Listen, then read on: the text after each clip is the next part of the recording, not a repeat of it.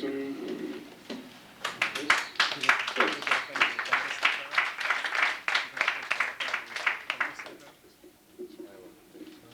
There's a question I'm getting kind of sick of, which is, so why do you write? This was sort of an attempt to explain that a little bit. It's called compulsive. All right, Becky.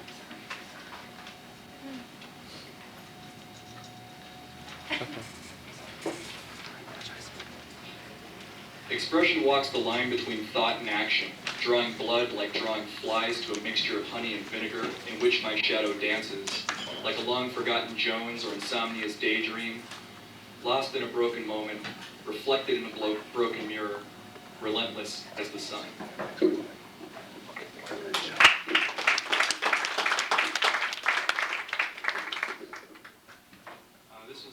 This was written for a friend of mine who I hadn't expected pretty much ever to see again on the occasion of her birthday. I see your apparition in this infinite rain, straining against the distance of these days, struggling to leave my essence within your world of speed. I'm just a ghost of myself as this day itself declines, interned inside my rituals of eternity and annihilation, seeking only your touch before we fade to worlds away and distant better days. Such is the worth of union in the shadow of my doubts, counting my money on your memory, lost in my own words, naked to this day.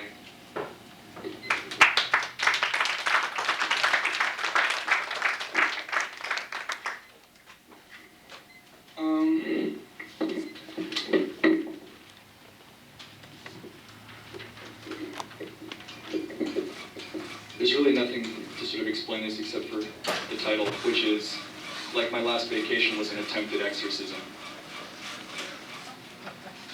Darkness glistens in a flat rush of wet traffic, steady as the tides at seaside. In the fold of night's fabric, witnessed in a dozen lifetimes, the throes you've known confound you in their simple, brutal majesty. Like a hideous statue, the only symbol conspiring with your vision of the hour and the age is a vague outline of experience etched by some mad child. Thus created, a private dread voiced soundlessly and a secret love manifest invisibly stand roguishly before you like twins conspired. The future is a white void where boundaries cannot be made, like a wilderness in high blizzard at noon, while the certain quality of the present calls your name backwards, sending you charging the spot you've just flown like lightning to a suicide. As panic's thrill dies, you assail the blackened beast within you, interrogating it as it foolishly eats its own tail, grinning all the while. And when morning comes coyote ugly, you find its rotten corpse in bed with you and regurgitate your dreams from the night before, promising never again. You clutch broken daylight by the window frame, fixing your eyes and start the necessary mindless smile. The haze of daily routine feels like an idiot's reward as fear cuts the internal cost of your cowardice, as you occupy yourself with the pursuit of total vacantness, pleading for the assault of thunderclouds as trouble rides and caterwauls through the blood sweat of noon. As pensive prey, you await infernal sunsets with the frenzy of the condemned, consuming yourself with the brain-dulling mercies of cheap poisons.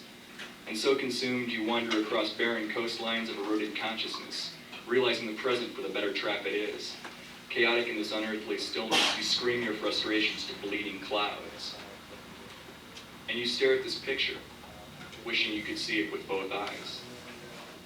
Thanks. Oh, shit.